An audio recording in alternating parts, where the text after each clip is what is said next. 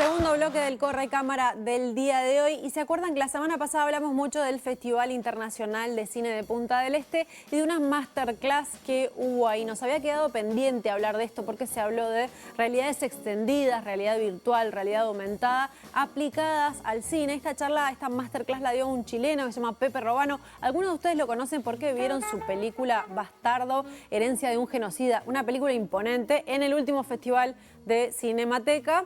Pero queríamos hablar con él a la distancia, con Pepe Robano, sobre esto de las realidades extendidas aplicadas al cine. Pepe, ¿andás por ahí? Hola, hola a todas, todos y todes, mis queridos amigos de Uruguay. Los saludo acá Desde, desde Viña del Mar. desde el Viña del Mar, que está haciendo el festival ahora. Estamos en la semana del festival, la penúltima noche del festival, y probablemente soy el único viñamarino que no le interesa mucho el festival. Bueno, Pero habla... bueno, le hace bien a la ciudad y la gente se vuelve loca y Claro. vienen muchos artistas.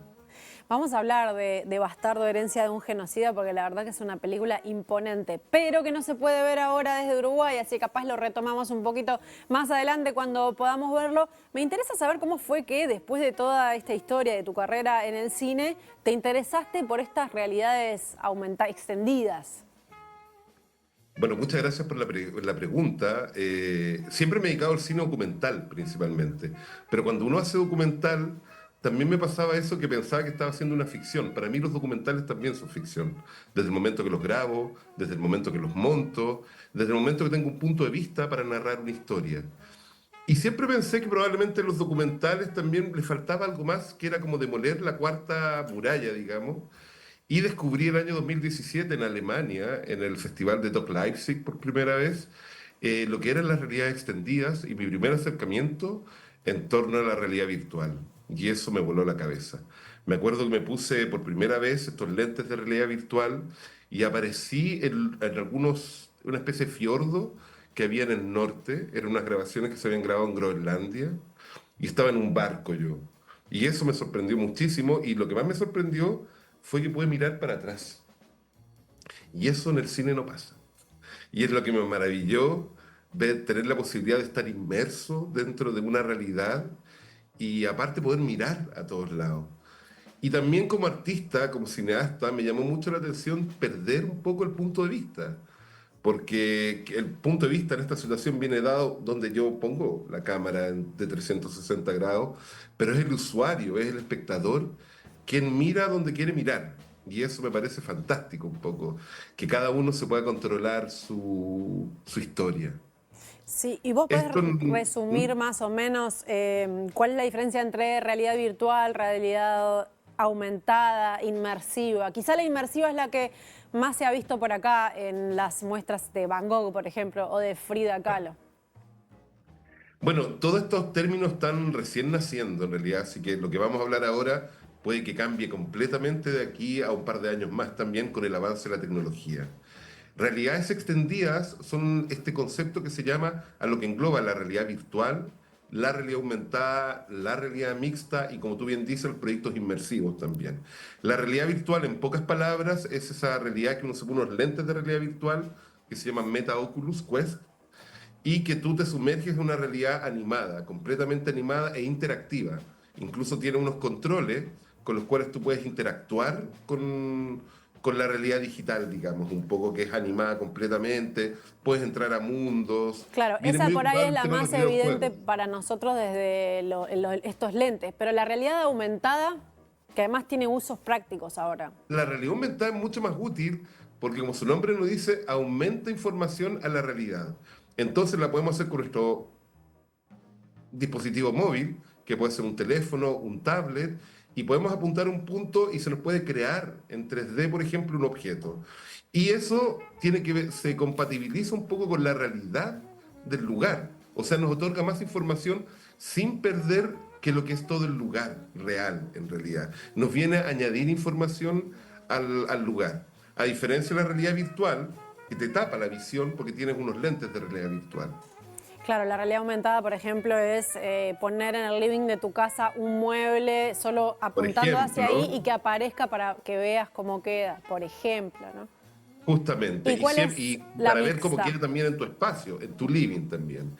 Pero ahora se está creando, las nuevas tecnologías están creando lo que es la realidad mixta, que son lentes que vienen a unir lo que es el teléfono, digamos, el dispositivo móvil, con estos lentes de realidad virtual. Y que yo creo que en el futuro va a ser lo que va a ganar, en realidad, lo que se va a imponer. Porque yo creo que el celular lo que nos pasa es que es un aparato muy incómodo. Se nos cae, se nos pierde. Cuando lo estamos hablando por teléfono, probablemente tenemos ocupadas las manos en realidad. Y lo que en pocos años más probablemente van a ser lentes ópticos, nuestros teléfonos celulares, con los cuales vamos a poder enviar mensajes, hablar por teléfono con gente, pero también en realidad aumentada vamos a poder estar como con un francés, sin hablar francés, y lo vamos a ver con subtítulos. O sea, un poco se acabó esta cosa de estar aprendiendo idiomas, lamentablemente. ¿Y cómo crees que pueden desembarcar estas técnicas en el cine? Yo creo que no van a hacer desaparecer el cine. Yo creo que la experiencia de ir a una sala de cine es maravillosa, es una experiencia colectiva también, de encontrarte, aparte de concentrarte durante 2 horas en una historia, en una pantalla, con otras personas, yo creo que es algo que no va a desaparecer. Esto se va a unir. Yo creo que van a haber, ya hay en todo caso en el mundo, salas de realidad virtual, donde la gente se va a poner los lentes y va a entrar en mundos espaciales, mundos acuáticos, mundos en los bosques, por ejemplo. Y también va a poder interactuar con la película, que yo creo que es el gran plus y la gran diferencia que va a tener. Pese que es una experiencia totalmente individual ponerse los lentes, tú nos hablaste, por ejemplo, de experiencias como Van Gogh inmersivo, por ejemplo, y que esas son experiencias inmersivas colectivas que también que yo creo que van a dar paso en el futuro a ser más grandes en realidad. Vamos a acostumbrarnos a tener que ir a espectáculos, por ejemplo, como Banksy, como Van Gogh, como distintas cosas que se hacen ahora inmersivamente. Imagínate o entrar a un acuario, por ejemplo, o tener, no sé, en Montevideo, puesto en un lugar que nos lleva al desierto del Sahara. Entonces vamos a ir con toda la familia y de repente ver la experiencia que estamos de repente en unas dunas del desierto del Sahara. Bien, hablemos de cómo lo aplicaste tú a tu cine con Memorial Rocas, con el proyecto Memorial Rocas. Yo creo que una de las cosas buenas que tienen las tecnologías es que nos permiten hacer aparecer la desaparición. Yo todos mis trabajos, como les dije, yo vengo del mundo documental y todos mis trabajos siempre han tenido que ver con la memoria y principalmente con la transmisión generacional de la memoria por el nunca más y el respeto a los derechos humanos. Y fue así como llegué a la historia de las cabañas de Roca Santo Domingo, que fue un proyecto de veraneo, un proyecto vacacional creado en el gobierno de Allende durante los años 70 y que acogió principalmente gente pobre que no tenía derecho a tomar vacaciones porque no tenía el dinero para pagar.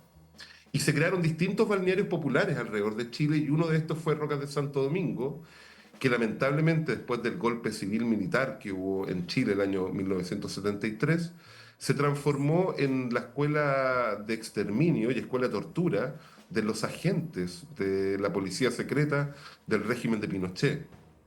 Una historia horrorosa que estuvo presente en este lugar hasta el año 1989, es el año que termina la dictadura de Pinochet en Chile, después de 18 años.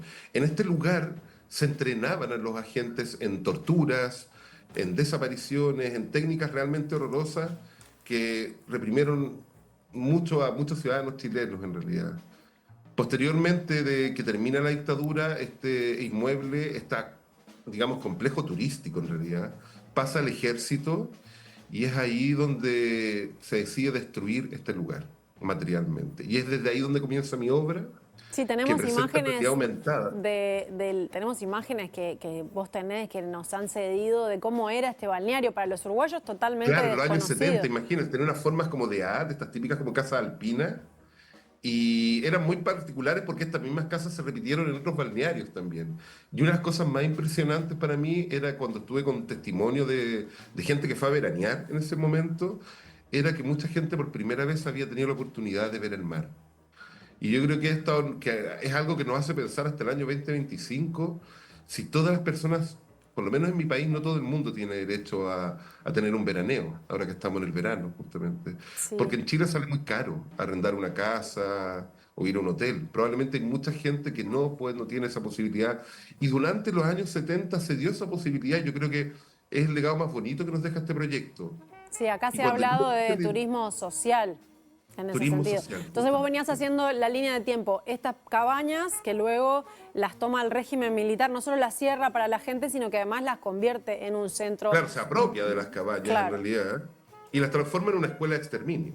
O sea, donde iban agentes de la policía secreta de la dictadura a aprender cómo torturar. Que eso es una de las cosas más escabrosas que ha tenido. Pero cuando tuve que reconstruir estas cabañas, hablé también con los sobrevivientes, que eran bastante poquitas personas, pudieron sobrevivir a este lager, a este campo de concentración. Y ellos me recalcaron lo que estábamos hablando anteriormente. Está bien, siempre recordamos estos lugares de memoria con el horror, pero recordémonos también que estas cabañas fueron creadas con otra finalidad, y que es otra finalidad también bastante positiva, que era el derecho al descanso, que fue parte del programa del gobierno de la Unidad Popular en Chile, del gobierno de Salvador Allende. Algo súper importante en el 2025, el derecho al descanso. Y fue así como las nuevas tecnologías me permitieron reconstruir estos niveles de memoria tan disímiles. Por un lado, la memoria del amor, la memoria de la felicidad, la memoria del verano feliz, contrapuesta con la memoria del horror, contrapuesta con la memoria del lugar de torturas. Y fue así como quise reconstruir a través de la realidad aumentada y partiendo de los vestigios de este lugar, cómo eran estas cabañas. Entonces, tú vas con tu tablet o con tu celular al lugar, si estás en el lugar, y puedes con tu celular, bajando una aplicación, puedes reconstruir cómo era ese lugar. Visitarlo a través de esta ventanita que puede ser el teléfono móvil. Y interactuar también un poco porque podemos escuchar también testimonios de sobrevivientes. Tuve la oportunidad también de acceder al testimonio de un agente secreto arrepentido también, que nos cuenta qué es lo que se enseñaba en este lugar. Pero asimismo también ver cómo la comunidad actualmente ha reconstruido este lugar y ahora, después de 50 años que estuvo en realidad prohibido su ingreso, que esa fue otra de las razones por las cuales hice esta obra inmersiva. Actualmente la comunidad sobreviviente está gestionando este lugar, lo está limpiando y se transforma en un sitio de memoria por la transmisión generacional. Y me conecta mucho con las nuevas generaciones. Probablemente hablarles un poco estos temas tan difíciles a las nuevas generaciones es un poco complicado. Pero si lo hacemos a través de la realidad aumentada, si a través de la realidad virtual también podemos llevar a un paseo por el lugar, justamente, no solamente el mismo lugar, sino que afuera del lugar, es algo maravilloso y se sienten muy, muy cercanos estos chicos y chicas, porque son ellos quienes mejor manejan todas estas nuevas tecnologías. Y yo creo que los que trabajamos en temas de memoria nos tenemos que acercar a estos nuevos lenguajes para llegar a estas nuevas audiencias que son el futuro de nuestras naciones en realidad. Bien, los que quieren entrar a ver este proyecto pueden pasear por todo este lugar que nos estaba contando Pepe en memorialrocas.cl. También hay una cuestión de meterse adentro de las protestas que hubo en Chile, en otro proyecto que tiene el que se llama Dignidad 360. Hay un montón de cositas que les vamos a ir contando, pero antes de terminar quiero hablar, Pepe, de Bastardo, de tu película que se vio hace unos meses aquí en Uruguay en el Festival de Cinemateca, que estamos esperando a ver la vía para poder verla, pero yo quiero saber, porque esto es un documental contado por ti en primera persona sobre cómo cuando tenías 35 años te enterás de que tu padre es un genocida y que formó parte de la dictadura de Pinochet, que asesinó él mismo a 6 personas. ¿Cómo ves todo lo que pasó? Porque esto ya hace un tiempo, ahí te vemos súper jovencito. Me parece increíble que tuvieras todo este material filmado. Aparece tu padre y me ha generado, verlo me generó de todo. Además de angustia, muchísima rabia por muchas cosas, pero un coraje tuyo. ¿Cómo ves y qué repercusiones tuvo desde hoy? Porque de esto ya hace unos años. Muchas gracias por la pregunta. La película fue estrenada en septiembre del 2023, hace un año ya, y coincidió con los 50 años, el aniversario de los 50 años del golpe civil militar. Tuvimos la oportunidad de mostrar la película, estrenar la película en el Palacio de la Moneda, en el lugar donde murió Allende, en realidad, y un lugar muy significativo para la historia política de este país. Para mí fue un proceso bastante largo, me demoré 12 años en hacer esta película, una película que nunca hubiese querido hacer, por el mismo tema que yo les venía contando, que trabajo harto temas de documental, temas de derechos humanos, y nunca me imaginé, yo soy hijo de madre soltera, me cambiaron el nombre y me llevaron a vivir a Italia en realidad. Y yo cuando tenía 35 años descubrí que era hijo de un criminal de la dictadura de Pinochet, un carabinero de nombre Rodrigo Alexe Retamal Martínez, que llegó a coronel, en realidad, y que el año 73 asesinó a 6 militantes del Partido Comunista Chileno, delitos por los cuales fue condenado el año 2008, si mal no recuerdo, por la justicia chilena a 12 años de cárcel, pero no cumplió ningún día porque fue un militar amnistiado y el delito estaba además prescrito. Y para los que no entienden qué es lo que es la ley de amnistía, es bastante similar a lo que es la ley de punto final, en realidad. Yo soy hijo de un militar impune, en realidad, y cuando me enteré de esta noticia, que mi padre biológico, del cual no sabía nada, en realidad, era un genocida, mi primera reacción fue no querer conocer a un criminal. Él no había sido mi padre, me había abandonado a mí y a mi madre, en realidad. Y después de conversación con amigos psicólogos y con mis familiares también, tomo la decisión de venir a Chile a conocerlo, sin la intención de no hacer ninguna película, en realidad.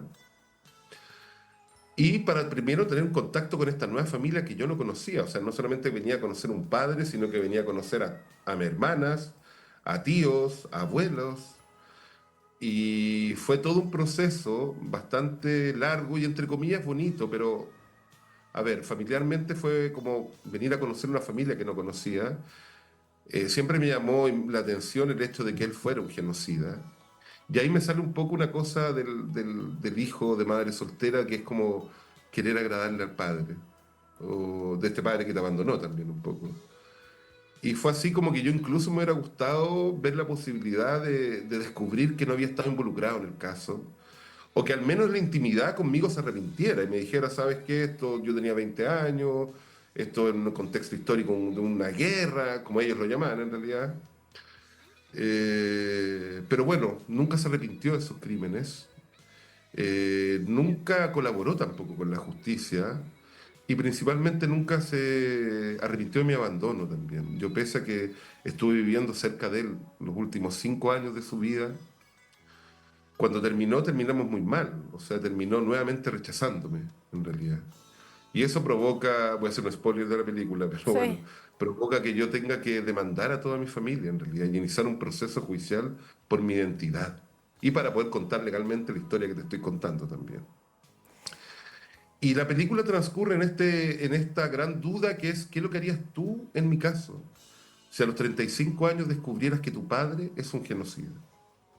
Yo no creo tener la respuesta absoluta de esta gran pregunta, ¿eh? Y yo creo que las nuevas generaciones, muchos hijos de genocidas, nos estamos preguntando qué hacer. ¿Quererlo?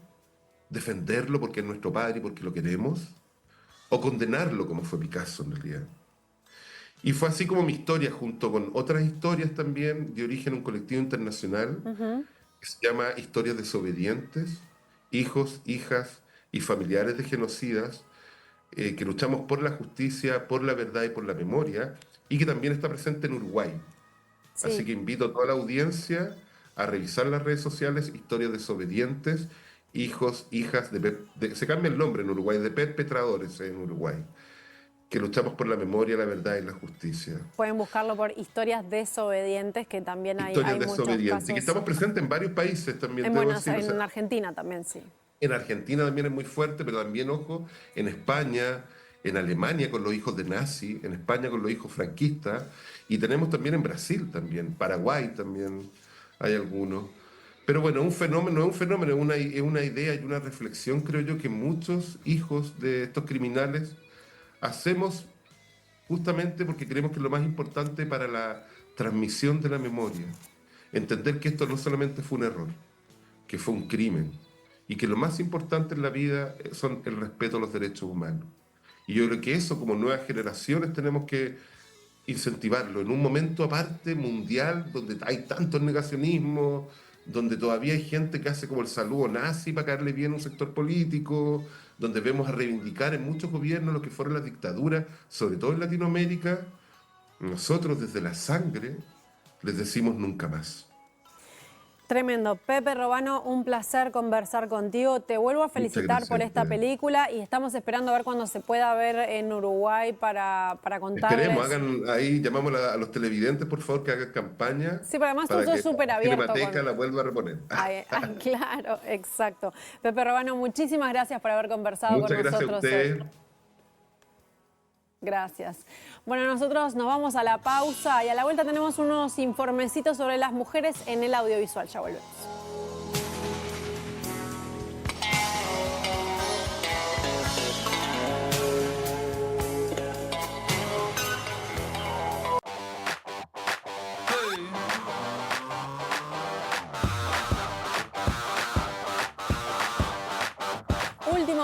Correcámara del día de hoy y lo prometido, un informe sobre las mujeres en el audiovisual. Estuvimos también en el Festival de Punta del Este en una mesa en la que hubo participantes de Perú, de Chile, de Brasil y dos uruguayas también como Pepi Goncalves o Agustina Chiarino. Hablaron un poco de todo, de los salarios, de las mujeres que arrancan estudiando unos rubros técnicos pero terminan en la producción.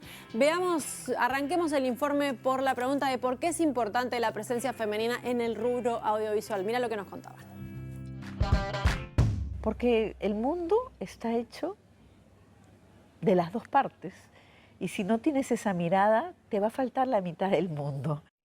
Y así como hablamos que es muy importante hablar de representación de los pueblos originarios, de los pueblos,